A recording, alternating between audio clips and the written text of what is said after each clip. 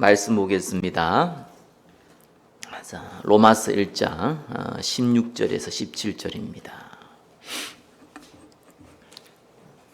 제가 봉독해 올려드리겠습니다.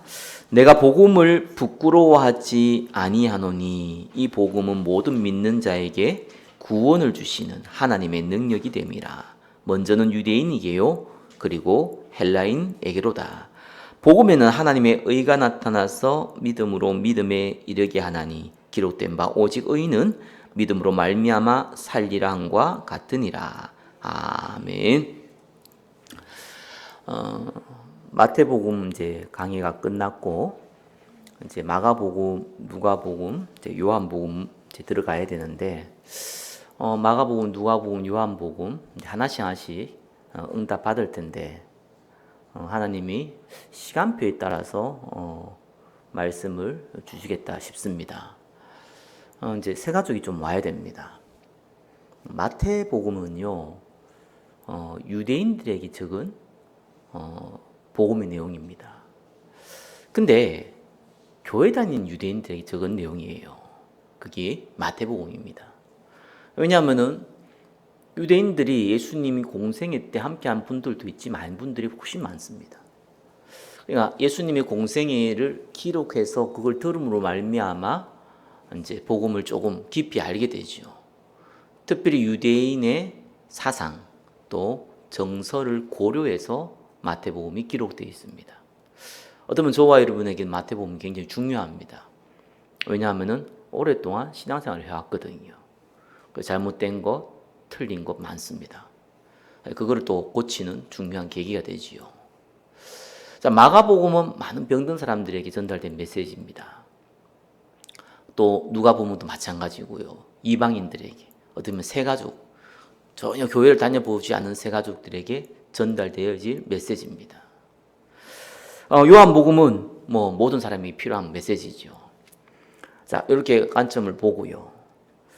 자, 그래서 지금 우리 교회 새가족들이 이제 하나님께서 보내실 건데, 그 전에 저와 여러분들이 조금 복음의 뼈대를 만들어 가야 됩니다. 그래서 로마서를 먼저 강의하겠습니다. 자, 이 로마서는요, 바울이 3차 전도형이 이제 에베소죠. 에베소 대부흥을 할 때입니다. 자, 그 시기를 거치면서 에베소에 있을 때 기록됐는지 아니면 에베소에서 떠나서 기록했는지는 정확하지는 않습니다. AD 55년에서 57년 사이에 기록됐다고 얘기하는데 중요한 것은 로마에 있는 성도들을 위해 적은 거예요. 그래서 저와 여러분 잘 알다시피 성경 중에 성경, 신약 성경 중에 성경을 로마서라고 얘기를 하죠. 왜 그러냐니까 바울이 갈라디 17장에 1장 17절에 보니까 다메섹 도상에서 예수님을 체험하고 나서 예루살렘으로 가지 않고 바로 아라비아로 갔다라고 나옵니다. 그 이유에 대해서는 설명하고 있지 않습니다. 성경은. 그냥 우리 성경 전반을 통해서 알 수 있는 부분이 있죠. 바울이 구약 성경에 대해 재해석하는 시간표를 가졌다. 3년이라는 시간이 짧은 시간 아니잖아요. 그 시간을 가졌다라고 우리는 알고 있습니다. 그 내용을 좀 신학적으로 요약한 성경이 로마서입니다. 그 길을 이제 다른 성경은 주로 그 교회를 바울이 세웠잖아요. 세웠기 때문에 에베소 교회, 빌립보 교회 이런 교회들을 바울이 세웠어요. 자, 세웠다 보니까 그 교회에 많은 문제들이 일어나고 좋은 얘기도 있고 또 문제에 대한 얘기도 들려오는 겁니다. 자, 바울이 직접 세운 교회다 보니까 거기에 있는 성도들이 잘 알겠죠. 그래서 그거에 맞추어서 성경이 기록되어 있습니다. 자, 근데 로마서는 좀 달라요. 왜냐하면 로마를 가본 적도 없고 로마 교회를 본인이 세운 것도 아니거든요. 근데 이 로마가 굉장히 중요하잖아요. 바울의 목적은 세계복음화였고 그 세계복음화의 키를 잡고 있는 것이 로마라 생각을 했고 그 세계복음화의 끝이 스페인, 서바나라고 생각하고 있었기 때문에 바울의 입장에서는 로마는 복음 증거되었으면 거기에 있는 수많은 엘리트들이 전 세계에 가서 복음이 증거될 거라고 확신하고 있었기 때문에 이 로마서를 기록할 때 바울이 처음부터 끝까지 복음에 대해서 짧게 적어야 되지만 그 내용을 압축해서 가장 중요한 부분만 구약을 전부 다 정리를 해서 기록한 내용이 로마서입니다. 그래서 저와 여러분들이요, 로마서를 많은 분들이 뭐 교리서다 아니면 뭐 어렵다 이렇게 얘기하는데 로마서가 전혀 어렵지가 않습니다. 왜 어렵게 느껴지냐니까요, 한글 성경이라서 그래요. 한국 사람이 한글 성경을 읽어놓으니까 이 개역 개정 아무래도 말을 좀 꼬아놨습니다. 그러다 보니까 조금 어렵게 기록이 되어 있습니다. 근데 이제 현대인의 성경, 이런 현대어 성경 이런 걸 읽어보면 로마서 굉장히 심플하고 간단합니다. 뭐 크게 어려운 내용도 없고요. 뭐 당연한 내용을 당연하게 적어놨어요. 그래서 저와 여러분들이 이 로마서를 통해서 하나님께서 우리에게 주신 복음을 중요한 뼈대를 만드는 응답의 시간표로 활용하시기를 예수 그리스도의 이름으로 축원합니다. 누가 이제 음행이 뭐냐라고 묻더라고요. 이제 주일 메시지에도 얘기했고 가다 보니까 단어에 대한 좀 이해력이 좀 필요하겠다 싶었습니다. 음행은요, 네이버에서 찾아봐도 그렇고요, 사전을 찾아봐도 그렇고 성경을 찾아봐도 그렇고 똑같은 내용이 하나 나옵니다. 그게 뭐냐니까 배우자 이외의 사람과 부정한 관계를 맺는 것 보고 음행이라고 합니다. 뭐 음란하고 조금 다릅니다. 같은 말이긴 한데 다릅니다. 음행이라는 것은 배우자 외에 부정한 사람과 관계를 맺는 것. 뭐 총각처녀 뭐 이건 좀 개념이 좀 다르죠. 여기에 좀 들어가진 않습니다. 또 뭐 뭡니까? 이혼한 사람 이런 거 여기 좀 들어가진 않은 건 맞아요. 근데 성경은 폴레이아라는 단어를 쓰는데 요거는 이제 배우자 이외의 부정한 관계를 맺는 것도 음행이고 근친상가 이거 음행으로 봅니다. 그리고 동성애 음행으로 봅니다. 요 세 가지를 성경에서는 음행이라고 구체적으로 기록해 놨습니다. 음행에 대해서는 제가 몇 번 말씀드렸지만 성경에서 굉장히 막는 부분 중에 하나 이 부분이거든요. 마태복음 5장 32절도 예수님께서 음행한 이유 없이 아내를 버리면 이는 간음함이요 이렇게 나왔죠. 이게 무슨 말입니까? 이혼의 이유가 된다는 거예요. 하나님이 하나 된 하기는 나눌 수 없다 했잖아요. 근데 현실적으로 나눠버리는 것이 음행이라는 겁니다. 그래서 가정을 무너뜨리는 재앙이 임하는 이유가 음행 때문이에요. 고린도서 5장 1절에서 5절에 보니까 음행에 대해서 얘기를 하는데 심지어는 아버지의 둘째 부인과 그 아버지의 아들이 부적절한 관계를 맺었단 말이에요.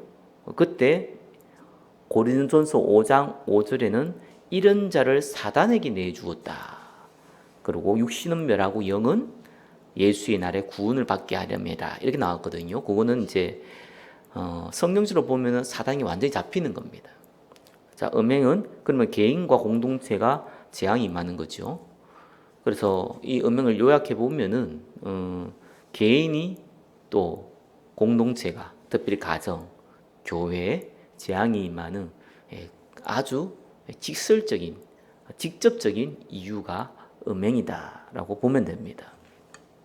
성경은 보이는 우상 숭배 굉장히 엄하게 얘기합니다. 이건 율법이 아닙니다.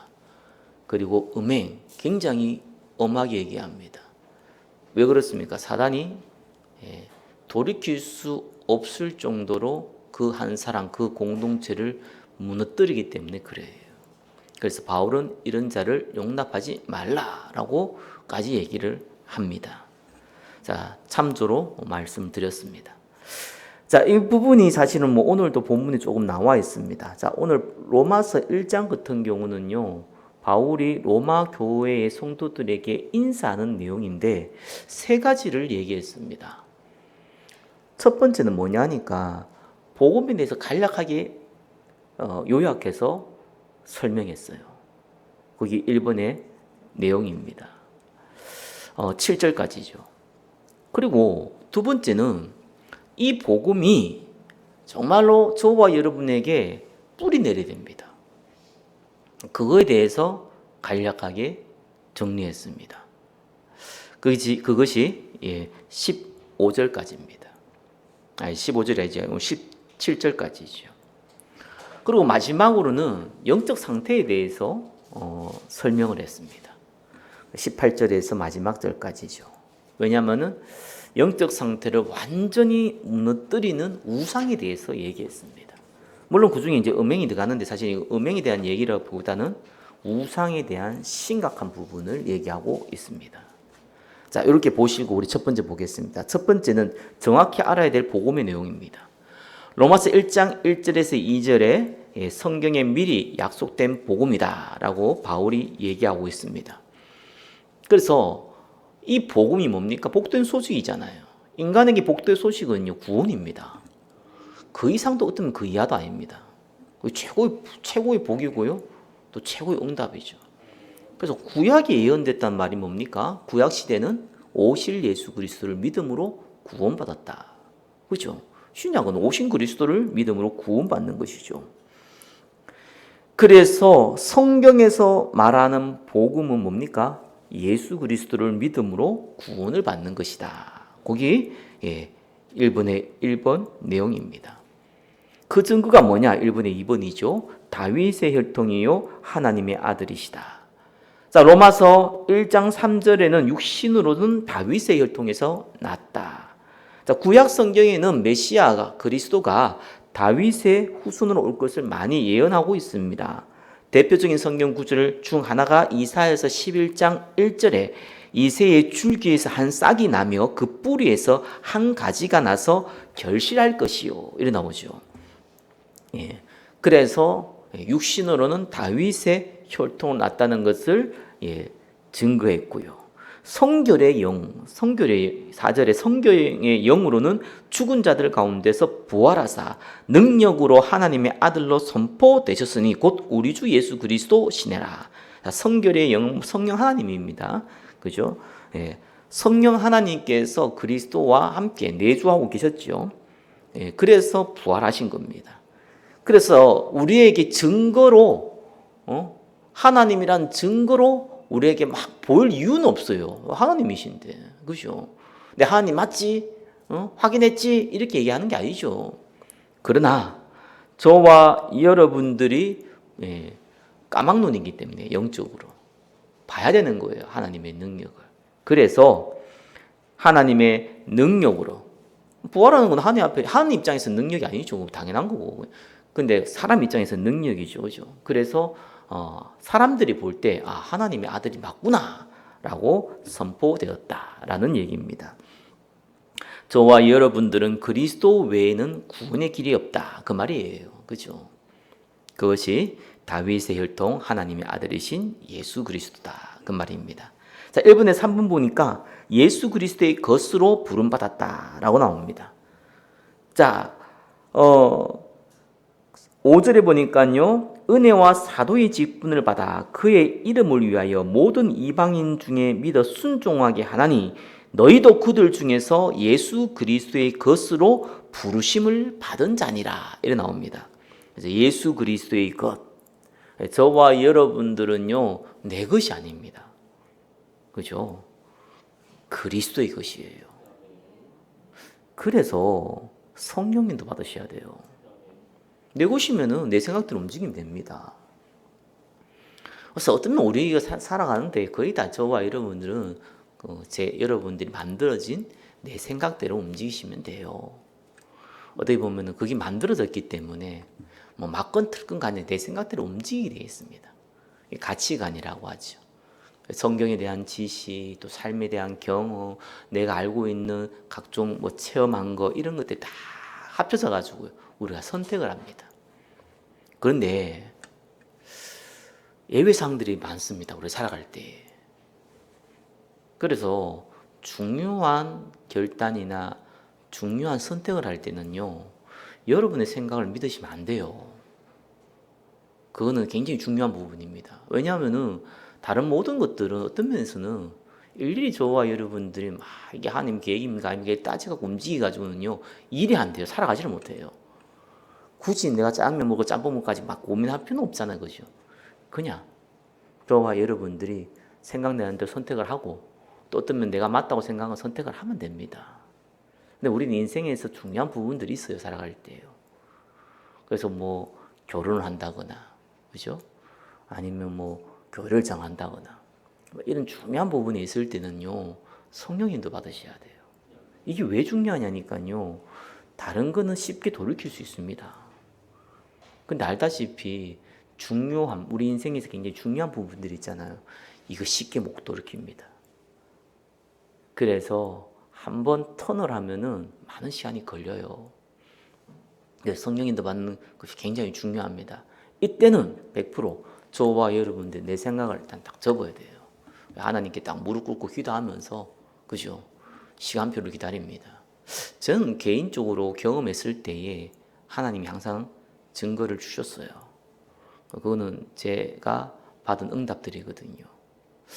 뭐 여러 가지 뭐 많은 걸 얘기할 수 있겠지만 제가 신학을 시작할 때도 고민이 많았죠. 왜 그러냐니까 일단 배경이 너무 없는 거예요. 뭐 가정이 복음화된 것도 아니고요. 우리 부모님이 일단 그때 예수 안 믿었다니까요. 그리고 뭐 직장생활 뭐 몇 년 했는데 뭐돈 벌어놓은 게 없어요. 그래서 저희 아버지가 항상 하는 얘기가 네가 신학을 하든지 목사가 되든지 돈을 좀 벌어놓고 해라. 돈이 없으면 너무 어렵다 세상. 세상 그래 만만치 않다 하더라고요. 그런 얘기 많이 했어요. 그래서 저도 뭐 유신적으로는 맞는 얘기잖아요. 근데 저도 상식적으로 생각해서 돈이야 사실상 어떤 면에서는 중요하지 않거든요. 중요한데 중요하지 않아요. 뭐 수익 길을 가는데 그거 따가지고 뭐 할 거 그건 아니거든요. 근데 중요한 부분들이 있더라고요. 제가 신학을 하려면은 영적 배경이 좀 필요해요. 그렇죠. 또 결혼도 준비해야 되고요. 그리고 또 제가 뭐 직장 생활을 했지만 나올 때 최소한에 뭐 이렇게 그 학교도 갈 공학금이 있어야 될 거 아니겠어요. 뭐 1년 정도 버틸 수 있는 최소한의 비용은 있어야 될 거 아니겠어요. 그러니까 이걸 놓고 좀 기도를 했죠. 근데 제가 어느 정도 이렇게 생각을 했냐니까 여러분 중요한 결정할 때는 기도를 많이 하는 게 아니고요. 중요한 결정을 할 때에는 그냥 하나님의 증거를 달라고 짧게 기도하면 됩니다. 하나님 증거를 다 주시더라고요. 그러니까 뭐 간단해지죠. 그러니까 더 이상 뭐 고민할 필요가 없는 거예요. 증거를 조금 고민할 필요가 없습니다. 그러니까 증거가 없으면은 내 생각대로 가야 됩니다. 맞냐 틀리냐. 근데 어쩔 수 없잖아요. 우리의 생각은 한계가 많습니다. 지식의 한계, 경험의 한계 많거든요. 내 인생 살아봤는데 뭐 살아봤자 얼마 살았습니까? 뭐 100년도 안 살았잖아요. 영혼이라는 시간표에 있는 그 짧은 시간의 경험은 하나님 볼 땐 경험도 아니잖아요. 무드셀라 이런 같은 경우는요, 내가 70년 동안 경험 웃습니다. 그죠? 70년? 내 아기 때인데 이럽니다. 그죠? 그러니까 우리가 저와 여러분들이 중요한 선택을 할 때는 성령님도 받을 때 증거를 받으셔야 돼요. 주십니다. 하나님이 증거를 주세요. 자, 이렇게 바울이 복음에서 간략하게 얘기했어요. 성경에서 말하는 복음은 예수 그리스도다. 그분 통해서 구원받는다. 그게 1절, 2절이고요. 3절, 4절은 뭡니까? 그리스도 외에는 다른 길이 없다. 5절에서 7절은 저와 여러분은 그리스도의 것이기 때문에 성령님도 받아라. 그 말이고요. 두 번째입니다. 자, 복음을 뿌리 내리게 만든 시스템이 있습니다. 자, 복음을 짧게 설명한 바울이요, 로마에 살고 있는 성도들인 이 로마 성도들을 꼭 만나보기를 원한다. 이렇게 표현했어요. 그래서 8절에서 10절까지 보면요, 바울이 로마 성도를 너무너무 만나고 싶다라는 그 마음의 표현이 적혀져 있습니다. 바울의 최대 관심사는 세계복음화. 그죠? 그 세계복음화 할 수 있는 수많은 사람들이 세계복음화 하겠지만 할 수 있는 키는 결국은 모든 도로는 로마로 통한다 할 정도로 로마의 수많은 권력자와 엘리트, 그래서 로마를 본 거고요. 그리고 뭐 땅끝은 스페인으로 틀린 거지만 스페인을 봤잖아요. 그죠? 그럴 땐 바울이 얼마나 로마를 가고 싶어 했겠습니까? 그래서 에베소에서 그 부흥의 역사를 일으키고 나서도 바울이 얘기한 것이 뭡니까? 로마도 보아야 하리라 했습니다. 로마도 한번 가보고 싶다 이 말이 아닙니다. 로마를 가지 아니하면은 세계복음을 할 수 없다 이 말이었거든요. 그러니까 로마에 예수 믿는 성도들이 있다는데 바울 입장에서는 얼마나 보고 싶겠습니까? 이들을 통해서 진짜 모든 민족 만민에게 복음 증거할 수 있는 절호의 기회인데 얼마나 보고 싶겠습니까? 근데 왜 가야 되느냐? 세계복음화를 가야 되는데 그들에게 뭘 해줘야지만 이 가능하냐? 2번에 2번이죠. 그래서 뿌리 내리기를 원한 거예요. 자, 세 가지를 바울이 얘기를 했어요. 11절, 12절, 13절 이렇게 세 가지를 얘기했어요. 바울이 로마로 세계복음화 하는데 그러면은 세계복음화 할 사람들은 겨우 로마에 있는 사람이라고 본 거거든요. 그들에게 구체적으로 뭘 해줄 거냐는 걸 얘기했어요. 11절에 뭐라고 그랬냐니까 내가 너희 보기를 간절히 원하는 것은 어떤 신령한 은사를 너희에게 나누어 주어 너희를 견고하게 하려 함이니. 그죠? 바울이 에베소에 갔을 때도 똑같았습니다. 신령 은사. 말 그대로 예수 그리스도를 말미암아 성령을 체험하게 되는 신령한 은사. 저와 여러분들이요 복음에 깊은 뿌리를 내리셔야 됩니다. 복음의 뿌리는 복음의 내용을 많이 한다고 내는 게 아닙니다. 성령 충만이 임해야 돼요. 저는 성령 충만을 한마디로 표현하면은 예수님이 너무 좋은 겁니다. 그게 성령 충만입니다. 그래서 난 사람들 되게 어렵게 표현을 많이 하더라고. 뭐 영으로 뭐 충만하니 뭐 어쩌고 저쩌고 뭐죠. 이런 표현을 많이 하는데 뭐 틀린 말이 아니더라고. 성령 충만에 대해서 얘기하는 거 들어보면. 근데 저는 그렇게 어렵게 할 필요 있냐? 성경에 나와 있잖아, 그죠? 성령 충만 어떻습니까? 예수님이 너무 좋아요. 예수님 말하신 사명이 너무 내한테는 나의 소원이 돼요. 그죠? 그래서 내가 예수님을 만나고 예수님을 체험하고 예수님의 건세를 가지고 사명을 감당하는 게 너무너무 좋은 거예요. 저보고 또 목사님이 성대일 목사가 참 목회한다고 고생한다 이러더라고요. 그래서 내가 그랬어요. 나 좀 행복한데 왜 그러십니까? 그랬어요. 며칠 전에 고생한대요. 그럼 뭐 딴 거 하는 거 고생 안 합니까? 바울은 고생 안 했습니까? 다 고생했지 뭐. 그죠? 예수 믿어도 고생하고 안 믿어도 고생합니다. 세상은요. 그런 육신적인 고생을 얘기하면은 그거는 굳이 얘기하면 그거 안 하는 사람이 이상한 사람이죠. 그게 비정상이지. 다 고생하지 뭐. 죽지 않은 사람 다 고생하는 거예요. 그럼 고생 속에 있으면 이제 죽는 거고. 저와 여러분들은 복음 있잖아요. 그렇죠? 그 고생 잊지 마.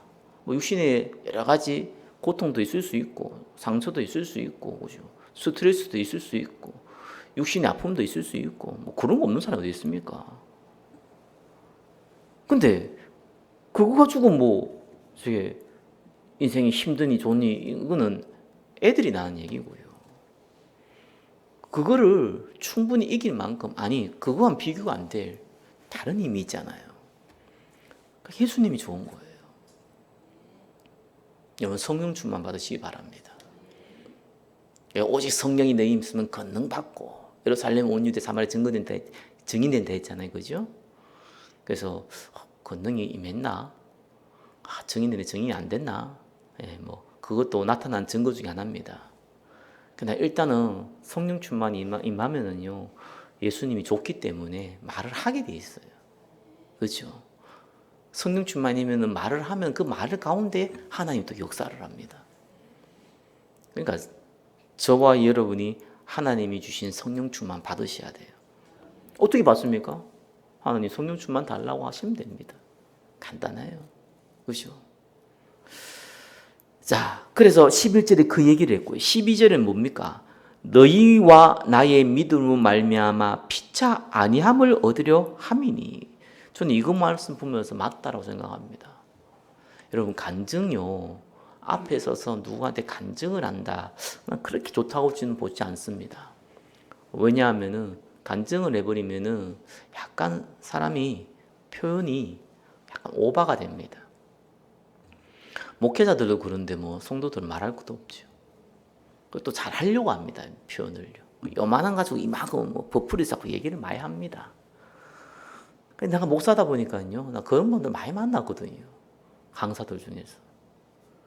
근데 저 친구는 아무리 봐도 구라야. 근데 구란데 뭐 구란지 내가 확인이 안 되잖아요. 그래서 내가 한 번은 몇 번 얘기했잖아요. 아, 이 친구가 간중을 하는데 보람의 공원에서 전부 다 영접시킨다는 거예요. 100%다. 그래서 야, 대단하다. 그럼 모든 사람 다 은혜 받았어. 그래서 뭐 저 뒤에 앉아 있는 전사감이 웃더라고요. 왜 웃냐 했어. 내가 그때 총무였거든. 청소년 전도 신학원 총무였어. 청소년 전도 신학원에서 그 강사 그 얘기를 하니까 뒤에 전사가 웃길래 나도 전사하는가 왜 웃냐. 그래서 이렇게 얘기하더라고. 맞는데 거짓말이다고. 뭐 맞는데 왜 거짓말이냐. 그 보람의 고운이 다 영접했다는 거예요. 근데 한 명 있었대요. 맞네. 다 영접이잖아, 한 명이. 그러니까 뭐다 영접한 거 맞잖아요. 한 명이. 그러니까 맞는데 거짓말이잖아요. 아, 저렇게 표현하는구나. 이게 별로 도움 안 돼요. 그런 식으로 간증하거나 표현하면은요. 그러나 또 생각나는데 우리 제가요 집사 때 집사 때가 아니구나 청년 때구나. 그 어떤 우리 교회 권사님 지사님인데 사람이 조금 이렇게 뭐라 할까요? 굉장히 말에 대한 은사가 있어요. 미모도 출중해요. 청년들 와가지고 막 이렇게 설교도 뭡니까? 메시지도 전하고 막 그래요. 물론 그 남편도 그렇고 아내도 그렇고 청년에서 많이 헌신했어요. 저도 청년 때는 그분 얘기 들으니까 너무 은혜되더라고요. 그래서 막 자기는 너무 열받으면 본격적으로 이렇게 돼갖고 흑암제 다 끊어가지고 그 끊은 상태 가면은 다 전도하고 영접한다는 거예요. 그런 얘기를 하더라고요. 근데 어느 순간에 제가 메시지 듣다가 딱 뭐 느끼냐니까 뭔가 사람이 불안해 보이더라고요. 불안해 보였어요. 본능적으로 느낍니다. 여러분은 똑같을 거예요. 뭔가 사람이 좀 불안해요. 뭐지 이랬거든요. 아니나 다를까 복음 전하다가 바람 났어요. 참나 가정 다 깨졌지 뭐. 참 희한하더라고요. 그래서 앞에 서면 저렇게 사람이 거짓말을 저렇게 잘하는구나. 본인도 모르게. 목사들이 도요 강단했으면 그렇게 못합니다. 뭐 공도수는 다 보는 게 보는데 뭐 거짓말로 다 뽀록 나잖아요. 근데 외부 가가지고 강의하면 거짓말 많이 합니다. 그래서 내가 저렇게 서는 건 안 좋구나. 근데 사도행전 2장 47절에 나와있잖아요. 그죠? 사도의 가르침을 받아 떡을 떼며 교제하며. 그렇죠. 바울이 이 얘기를 한 거예요. 같은 공동체 안에서요. 복음을 내가 어떻게 말씀을 받았고 내가 어떤 기도 제목이 있고 내가 어떻게 현장을 갖고 또 이런저런 얘기 이런 것 때문에 내가 참 하나님이 살아계신 이런 걸 내가 간접적으로 받고 난 잘 모르겠다 참 이렇게 기도했는데 아무 응답이 없다 이런 내용들이 있잖아요. 이걸 통해서 서로가 힘을 얻습니다. 나만 어려운 줄 아는데 니도 어렵고 이것도 힘들잖아요. 그죠? 나만 이렇게 기도 제목이 있었는데 니도 기도 제목이 있었구나. 이것도 힘들잖아요. 나는 응답 못 받았는데 당신은 이렇게 응답 받았고 있구나. 나도 이렇게 응답 받을 거구나. 락을 통해서 또 힘을 얻어요. 바울이 이 얘기를 했어요. 이런 뿌리 내리는 방법입니다. 그죠? 성령 충만. 그리고 정말 이 언약적 포럼. 이래 돼야 힘을 얻어. 이래 돼야 뿌리를 내립니다. 그러면서 13절에 뭐라 합니까? 이 열매를 맺기 위함이라. 다른 이방인 중에서와 같이 열매를 맺게. 결국 이 최종 목적이잖아요. 열매 맺어서 뭐합니까? 전 세계 살려야 되니까. 그 세 가지를 얘기했어요. 그러면서 이 바울이 자세가 이렇게 나옵니다. 14절이에요. 헬라이나 야마이나 지혜 있는 자나 어리석은 자에게 다 내가 빚진 자니라. 저와 여러분들은 이 자세 딱 갖고 있어야 돼요. 그렇죠? 그래서 저도 영적으로 많이 어려운 분들 도와줬는데 도움 받고 뭐 치유받는 사람도 있고 했는데 그 위에는 이제 생을 까더라고요. 모른 척하고 그러더라고요. 그래서 저는 약간 서운하기도 했습니다. 조통에서 많은 어려움 당했던 분 도와줬는데 자녀가 잘 됐다고 배신대 하더라고요. 그런데 이런 것들을 보면서 상처받는 거 많아요. 근데 성경도 읽으면서 내가 느낀 겁니다. 내가 대가를 받고 했다는 건 사건이 있지 않느냐. 대가 있으면 그건 하나님이 주신 거고 안 주는 게 정상 아니에요. 왜? 빚진 자잖아요. 1만 달란트 빚진 자. 예수님 직접 얘기했잖아요. 바울도 뭐라고 합니까? 헬라이나 야마이나 지혜 있는 자나 어리석은 자에게 다 내가 빚진 자라. 자, 이렇게 바울이요 로마 성도들에게 너무 보고 싶다. 세계복음화해야 되니까.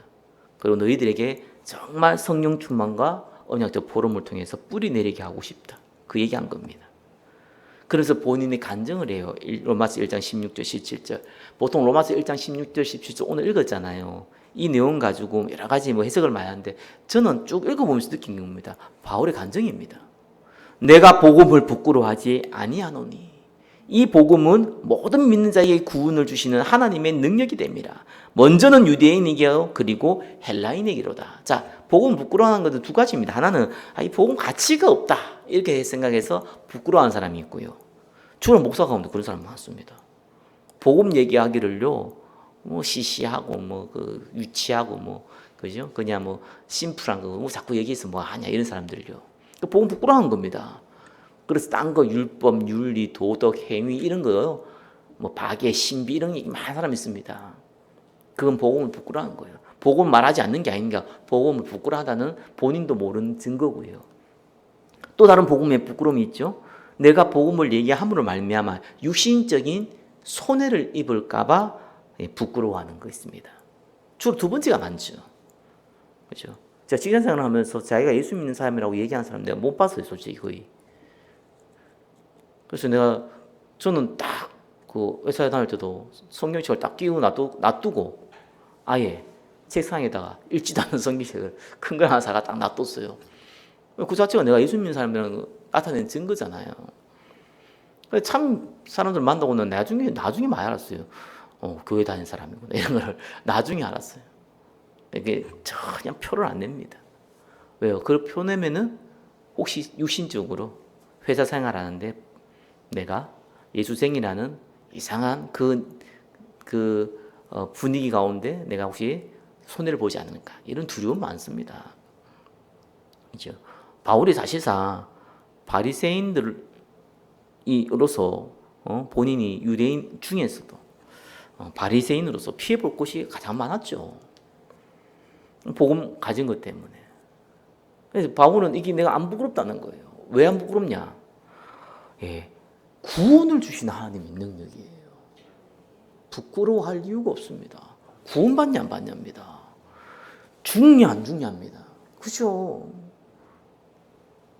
복음에는 하나님의 의가 나타나서 믿음으로 일어나니 기록된 바 오직 의인은 믿음으로 말미암아 살리라 함과 같으니라. 이 하박국 2장 4절의 말씀을 인용한 거죠. 그죠? 꼭 아셔야 됩니다. 자, 복음에는 하나님의 의가 나타났다. 그래서 저와 여러분들이 의인이 되는 게 아니라 복음을 받으면 그냥 의인입니다. 하나님 의인을 불러버리는 거예요. 저와 여러분의 행위와 상관없이 의인이 되어버린 거예요. 그죠? 칭이라잖아요. 그냥 자동으로 의인이 된 거예요. 저와 여러분의 행위 전혀 안 벗고 예수 그리스도의 피로 씻음 받았기 때문에 그냥 의인이 된 거예요. 자, 그래서 이 의인은 뭘로 산다고요? 믿음으로 말미암아. 믿음은 뭡니까? 히브리 11장이 잘 나와 있죠? 보이지 않는 것이죠. 그러나 실상입니다. 안 보이는데 진짜예요. 그거 보고 사는 거예요. 저와 여러분들은 믿음 보고 가는 겁니다. 앞에 있는 현실을 보고 가는 것이 아니라 그 앞에 있는 현실이 문제가 있든지 좋든지 문제가 있을 때 뭡니까? 낙심할 이유가 없는 것이요. 그 문제가 오히려 축복의 통로가 될 수 있고요. 좋다고 해서 기뻐할 이유도 없어요. 그게 나한테는 올무가 될 수 있습니다. 저와 여러분은 그거 보는 게 아닙니다. 그 다음 거를 보는 겁니다. 그게 뭡니까? 한 영혼 한 생명 살리는 그죠? 전도와 선교입니다. 그거 보고 가는 거예요. 나머지 어떻게 합니까? 더하여 주시죠. 믿어야지 어떻게 하겠습니까? 없는데. 나머지 더 해야지. 하나님 안 주면 안 주는 거고 주면 주는 거죠. 그걸 맡겨야 돼요. 저와 여러분의 신앙생활은요, 믿음으로 가는 거예요. 호황된 믿음이 아니라 성경에 약속된 믿음대로. 말라기야 4장 2절을 항상 붙잡으세요. 그죠?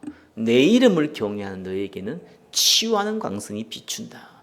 하나님 경외해야 됩니다. 경외가 뭡니까? 무서울 만큼 존경한다는 거예요. 두려워할 만큼 존경해요. 존경이 너무 존경하다 보니까 두려운 거예요. 그걸 보고 경외라는 단어를 썼습니다. 하나님을 경외해야 돼요. 그죠? 하나님 앞에 예배드린 것을 하나님 앞에 경외하는 마음으로 서야 돼요. 우리 인생을, 내 인생을요, 하나님 앞에 경외한 마음으로 선택하고 움직여야 돼요. 그때 뭐가 임한다고요? 치유의 강서. 그때 치유가 됩니다. 영육간의 모든 게 치유됩니다. 세 번째입니다. 자, 그러면서 바울이요, 로마를 너무 안 가봤지만 잘 알잖아요. 제우스부터 시작해서 모든 우상의 도시, 로마. 그걸 너무 잘 알고 있잖아요.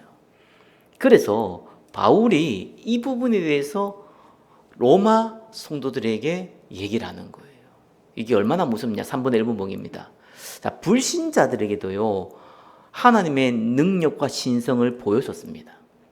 그게 로마서 1장 18절에서 20절 겁니다. 20절에 그의 영원하신 능력과 신성이 그가 만드신 만물에 분명히 보여 알려졌나니 그러므로 그들이 핑계하지 못할지니라. 18절에는요, 하나님의 진노가 불의로 진리를 막는 사람들의 모든 경건하지 않음과 불의에 대하여 하늘로부터 나타나나니. 자, 불의로, 의가 아니죠.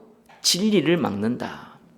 자, 하나님을 알게 하는 진리를 믿지 않는다. 거부한다. 이런 말입니다. 당연히 사단의 지배를 받고 죄악 먹는 거 당연한 거겠습니까? 그죠? 그래서 불신자는 지옥의 맛을 보다가 지옥 가는 겁니다. 불신자의 영적 상태는요, 이렇게 망하는 거예요. 자, 두 번째입니다. 자, 하나님의 영광을 우상으로 바꾸는 종교인. 여기 포커스입니다.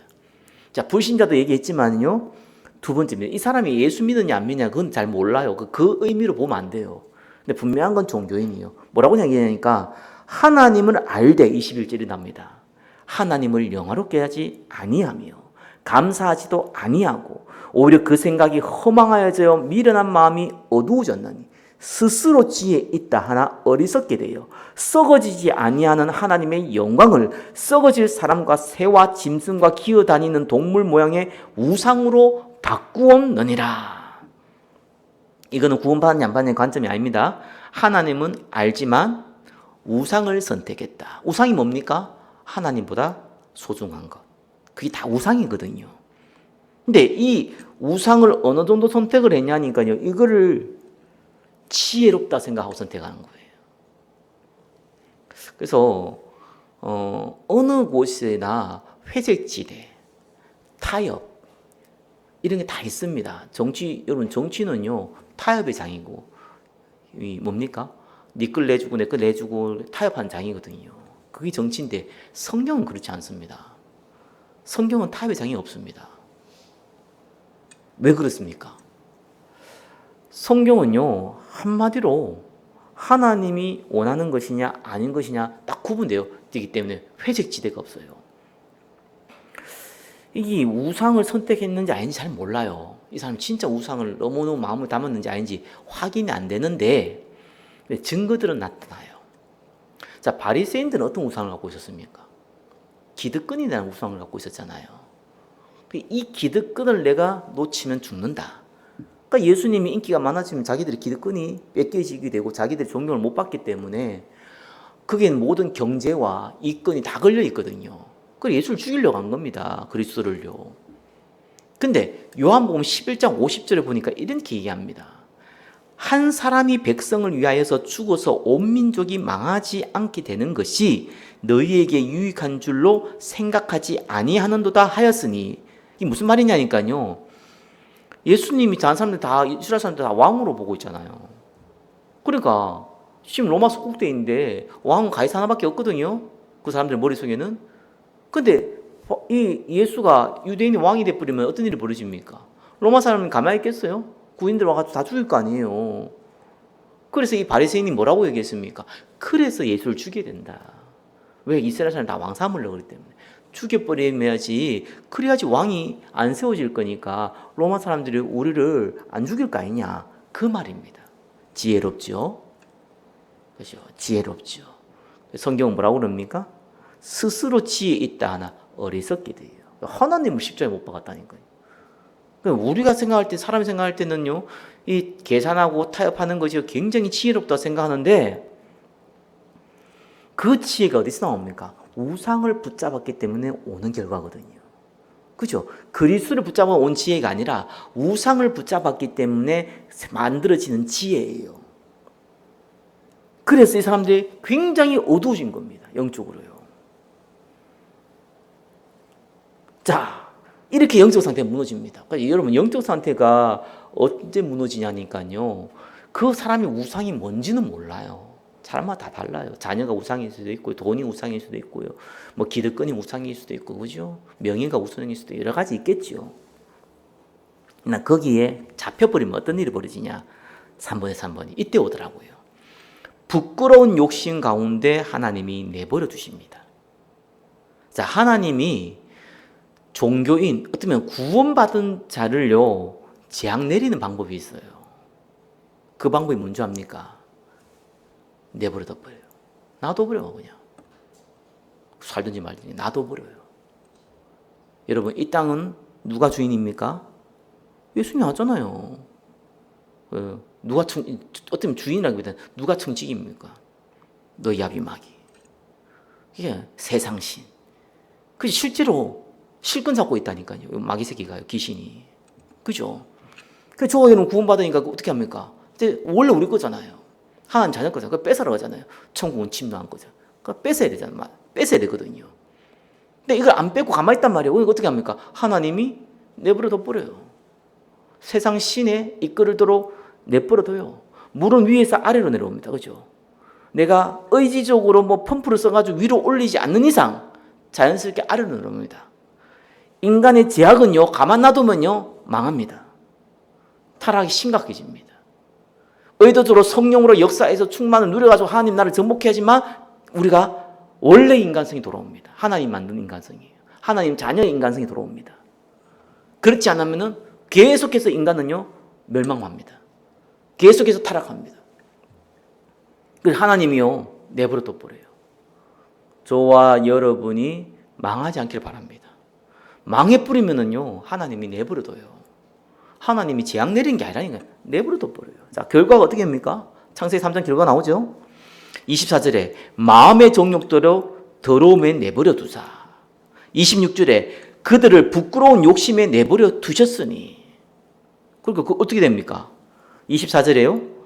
그들의 몸은 서로 욕되게 하고 하나님의 진리를 거짓 것으로 바꾸어서 피조물을 조물조보다 더 경배하고 섬기고 그들의 여자들도 순리대로 쓸 것을 바꾸어 영리로 쓰고 남자들로 순리대로 여자 쓰기를 버리고 서로를 향하여 음욕이 부릴 듯하며 남자가 남자와 더불어 부끄러운 일을 행하여 그들의 그릇된 상당한 보응을 그들 자신이 받았느니라. 나는 이 말씀 보면서요, 여러분 한번 보세요. 내버려 두면 어떤 일이 벌어지냐니까 재앙이 임하는 게 아니고요. 그 재앙 속에 사는데 그게 재앙인지는 몰라요.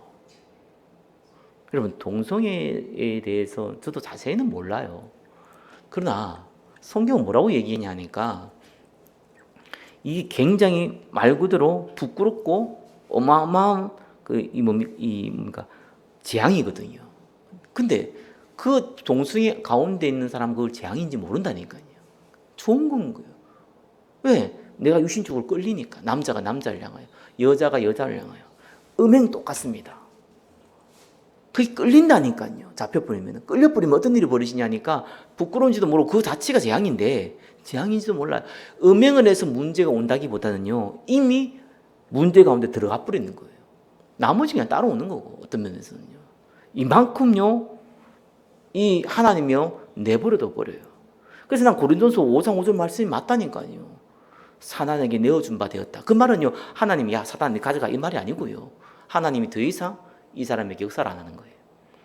성경은 뭐라고 나옵니까? 성령께서요, 우리 머리털 하나까지 세신 바 되잖아요. 그렇죠? 인도하고 보호하시고 역사하잖아요. 그거를 포기한 거예요. 포기해버리면 어떻게 됩니까? 예수 믿으면 구원받는다니까요. 그 영혼은 구원받고 그 육신은 사단에게 내어주고. 딱 맞다니까요, 성경이에요. 그래서 이거를 막 너무 신학적으로 복잡하게 풀 필요 없어요. 그냥 성경에 나와 있기 때문에 그대로 믿으시면 돼요. 그러면서요, 28절 중요한 얘기 나옵니다. 이 부끄러운 가운데 거하게 되면요, 그때부터 나타나는 현상이 있어요.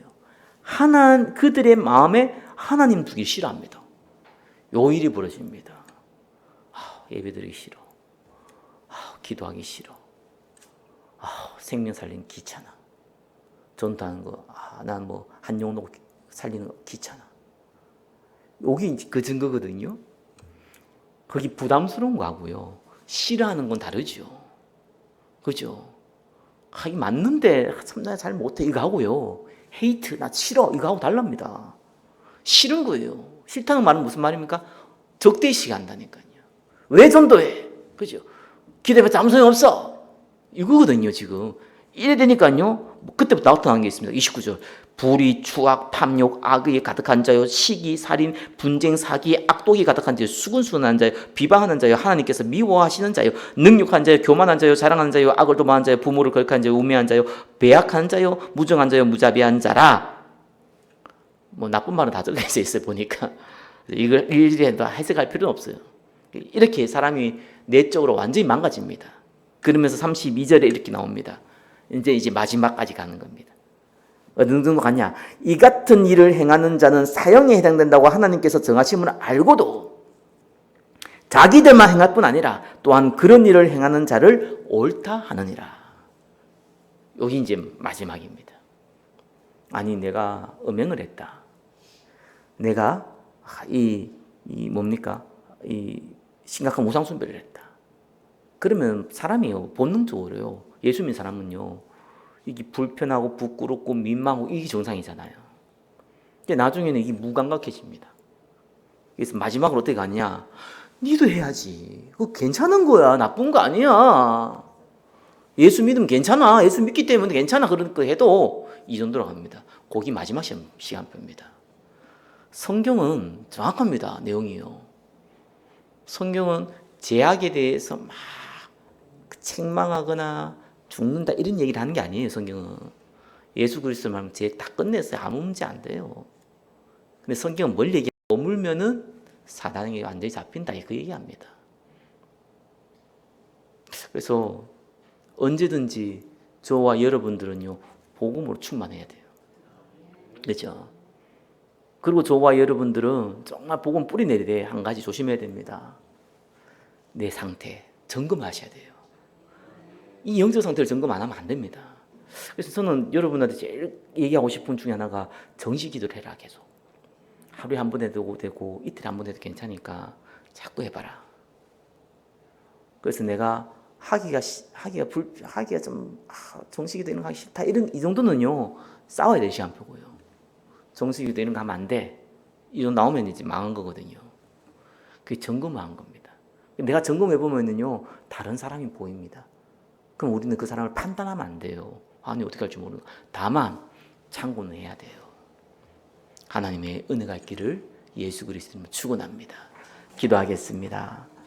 우리에게 영원한 복음을 주셔서 하나님의 능력이 되는 구원을 주시는 하나님의 능력을 바라고 감사하고 은혜 가운데 거하기를 원합니다.